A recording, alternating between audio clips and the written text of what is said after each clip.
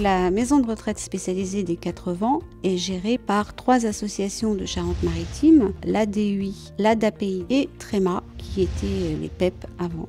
On accueille 33 personnes en situation de handicap. L'avantage de cette installation, c'est qu'elle est tout à fait adaptée aux résidents, à leurs besoins, que nous n'avons pas à intervenir techniquement puisqu'elle peut être pilotée à distance et qu'avec la micro-cogénération, en cas de coupure d'électricité, nous aurons une autonomie, ce qui est très important dans un établissement qui doit répondre à des normes et qui accueille des personnes qui peuvent être extrêmement perturbées en cas de dysfonctionnement.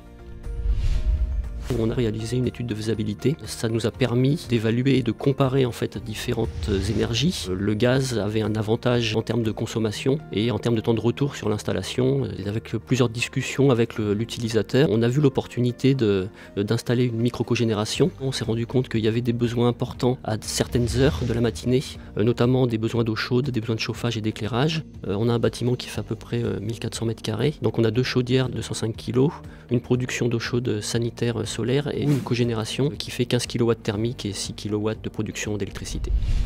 Nous avions été sollicités par le CCAS de Dompierre pour réaliser une maison de retraite sur le terrain où il y avait déjà l'EHPAD. À la base, on avait l'obligation de prévoir une mise à disposition d'un groupe électrogène sous un délai réduit, 4 à 8 heures. Et la micro-cogénération nous permettait d'avoir de l'électricité en secours immédiatement en attendant l'arrivée de ce groupe. Donc cette cogénération assura en période hivernale le chauffage et la production d'électricité pour alimenter les parties communes, donc les pompes électriques de chauffage, ventilation, éclairage de secours et éclairage classique. Donc pourquoi le gaz? Parce qu'en fait, économiquement, en fonctionnement, c'est une énergie qui est quand même intéressante au niveau du prix. Et ça nous a aussi permis d'installer des capteurs thermiques pour produire de l'eau chaude sanitaire. Donc nous sommes ici sur un site équipé d'une mini micro-cogénération au gaz naturel. La technologie fonctionne à partir d'un moteur 4 temps, un moteur de voiture, sauf qu'au lieu d'entraîner des roues, ici on entraîne un générateur électrique. Cette technologie permet un gain de rendement d'à peu près 40% par rapport à une solution où vous chaufferiez votre bâtiment avec une chaudière et vous puiseriez votre électricité sur le réseau électrique et avoir une électricité 2 à 3 fois moins chère.